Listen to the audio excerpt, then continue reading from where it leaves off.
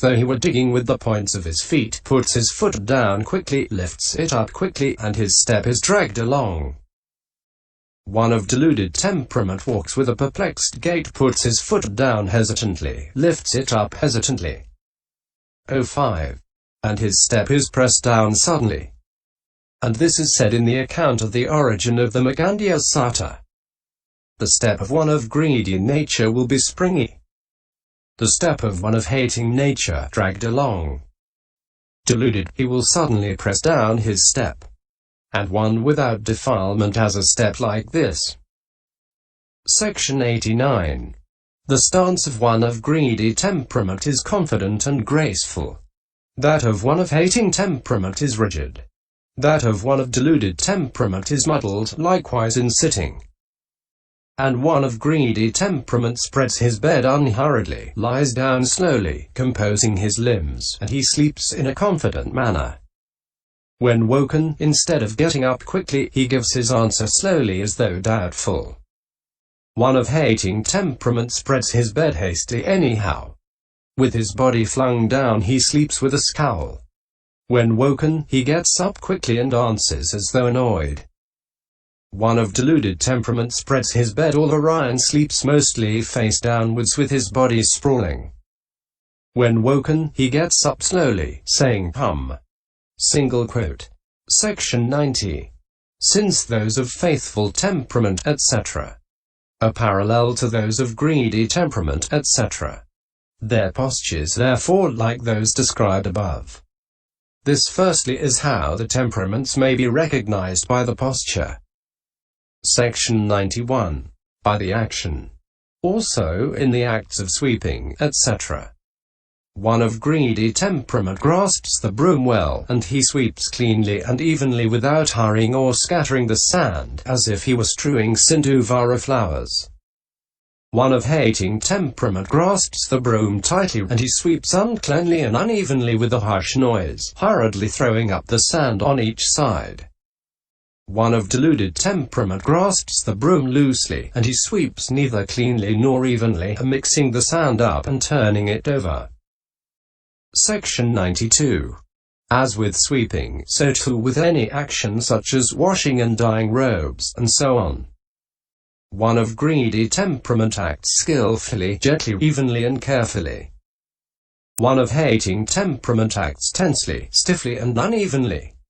One of deluded temperament acts unskillfully, as if muddled, unevenly and indecisively. Opening square bracket. 06. Also one of greedy temperament wears his robe neither too tightly nor too loosely, confidently and level all round. One of hating temperament wears it too tight and not level all round. One of deluded temperament wears it loosely and in a muddled way. Those of faithful temperament, etc., should be understood in the same way as those just described, since they are parallel. This is how the temperaments may be recognized by the actions. Section 93. By eating. One of greedy temperament likes eating rich sweet food. When eating, he makes a round lump not too big and eats unhurriedly, savoring the various tastes. He enjoys getting something good. One of hating temperament likes eating rough sour food. When eating, he makes a lump that fills his mouth, and eats hurriedly without savoring the taste. He is aggrieved when he gets something not good. One of deluded temperament has no subtle choice. When eating, he makes the small unrounded lump, and as he eats he drops bits into his dish, smearing his face with his mind astray, thinking of this and that. Also those of faithful temperament, etc., should be understood in the same way as those just described, since they are parallel. This is how the temperament may be recognized by eating. Section 94. And by seeing and so on. When one of greedy temperament sees even a slightly pleasing visible object, he looks long as if surprised, he seizes on trivial virtues, discounts genuine faults, and when departing, he does so with regret as if unwilling to leave. When one of hating temperament sees even a slightly unpleasing visible object, He avoids looking long as if he were tired. He picks out trivial faults, discounts genuine virtues, and when departing, he does so without regret, as if anxious to leave. When one of deluded temperament sees any sort of visible object, he copies what others do. If he hears others criticizing, he criticizes. If he hears others praising, he praises. But actually he feels equanimity in himself, the equanimity of unknowing. So too with sounds, and so on. And those of faithful temperament, etc., should be understood in the same way as those just described, since they're parallel. This is how the temperaments may be recognized by seeing, and so on. Section 95. By the kind of states occurring. In one of greedy temperament there is frequent occurrence of such states as deceit, fraud, pride, evilness of wishes, greatness of wishes, discontent, foppery, and personal vanity. Opening square bracket. 07. In one of hating temperament there is frequent occurrence of such states as anger, enmity, disparaging, domineering, envy, and avarice. In one of deluded temperament there is frequent occurrence of such states as stiffness, torpor, agitation, worry, uncertainty, and holding on tenaciously with refusal to relinquish. In one of faithful temperament there is frequent occurrence of such states as free generosity, desire to see noble ones, desire to hear the good Dhamma, great gladness, ingenuousness, honesty, and trust in things that inspire trust. In one of intelligent temperament there is frequent occurrence of such states as readiness to be spoken to, possession of good friends, knowledge of the right amount in eating, mindfulness and full awareness, devotion to wakefulness, a sense of urgency about things that should inspire a sense of urgency, and wisely directed endeavour. In one of speculative temperament there is frequent occurrence of such states as talkativeness, sociability, boredom with devotion to the profitable, failure to finish undertakings, smoking by night and flaming by day. CMI 144, that is to say, hatching plans at night and putting them into effect by day. And mental running hither and thither. See UD 37. This is how the temperaments may be recognized by the kind of states occurring. Section 96. However, these directions for recognizing the temperaments have not been handed down in their entirety in either the texts or the commentaries. They are only expressed according to the opinion of the teachers and cannot therefore be treated as authentic. For even those of hating temperament can exhibit postures, etc., ascribed to the greedy temperament when they try diligently, and postures, etc., never arise with distinct characteristics in a person of mixed temperament.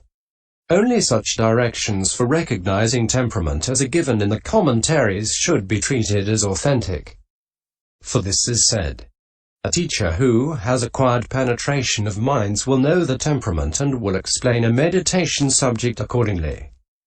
One who has not should question the pupil.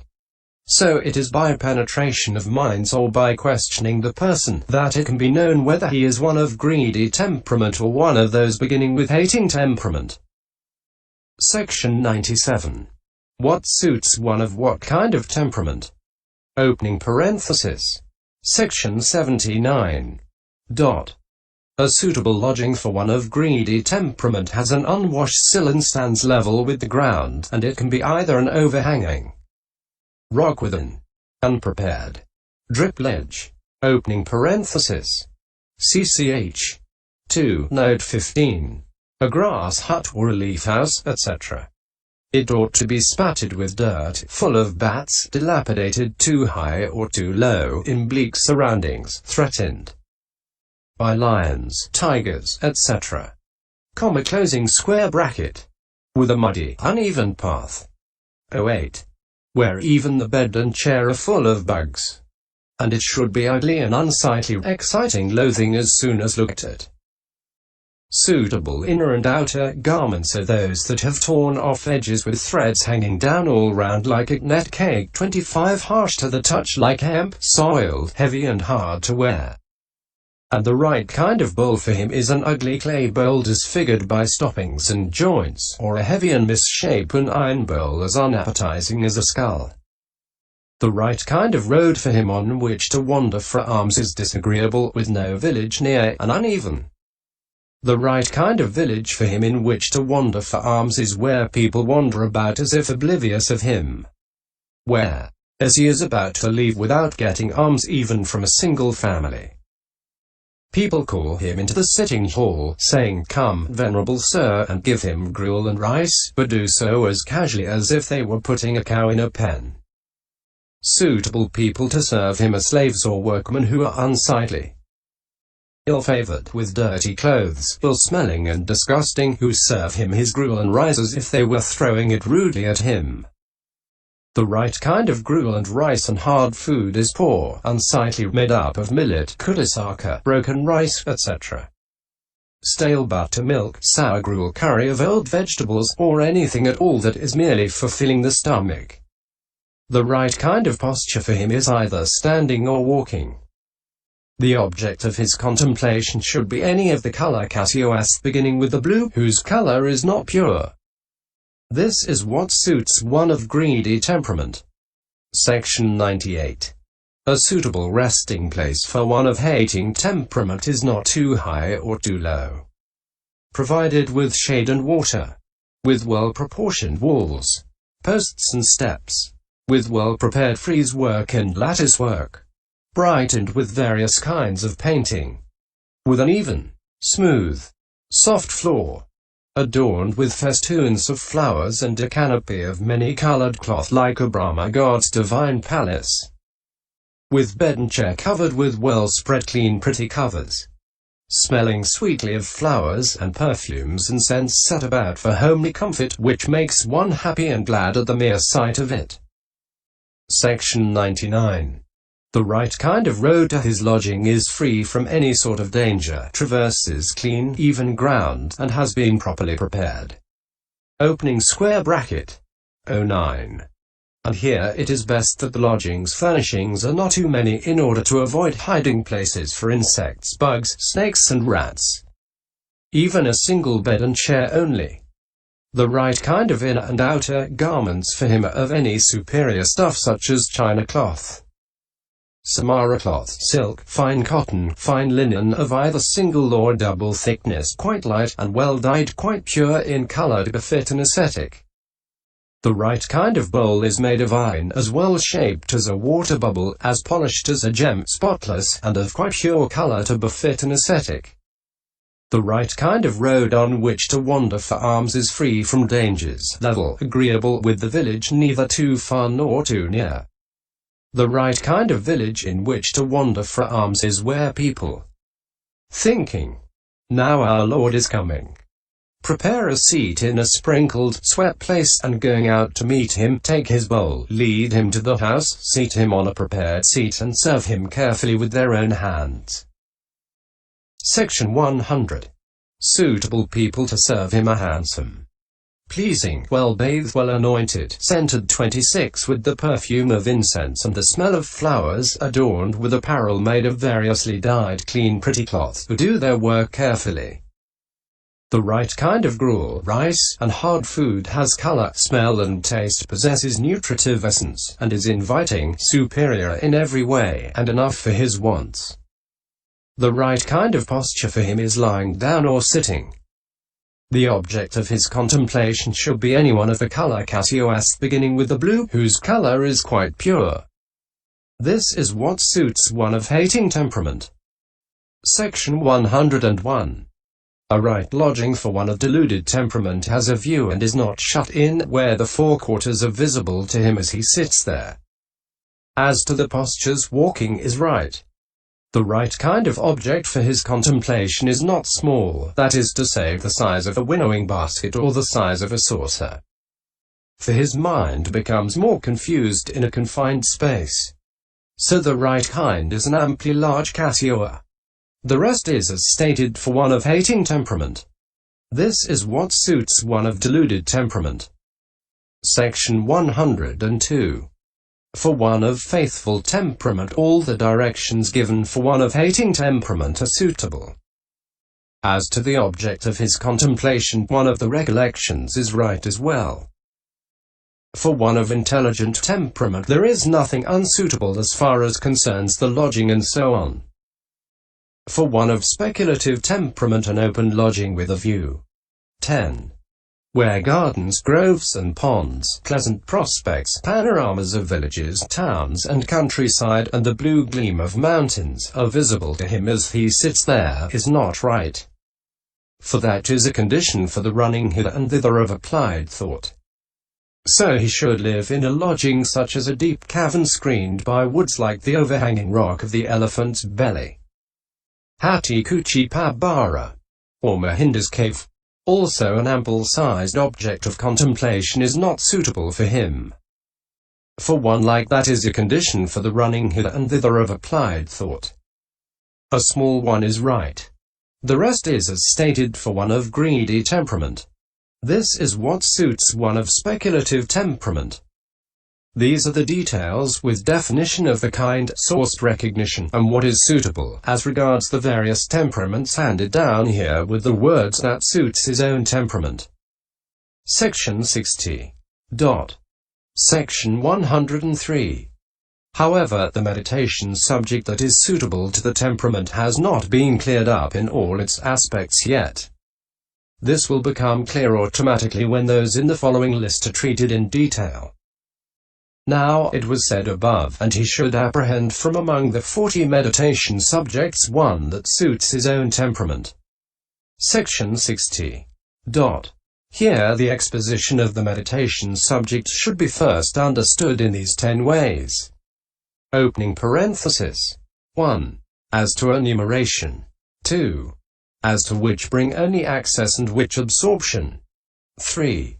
As to the kinds of jhana. 4. As to surmounting. 5. As to extension and non-extension. 6. As to object. 7. As to plane. 8. As to apprehending. 9. As to condition. 10. As to suitability to temperament. Section 104. 1. Herein, as to enumeration, it was said above, from among the 40 meditation subjects. Section 28. Herein, the 40 meditation subjects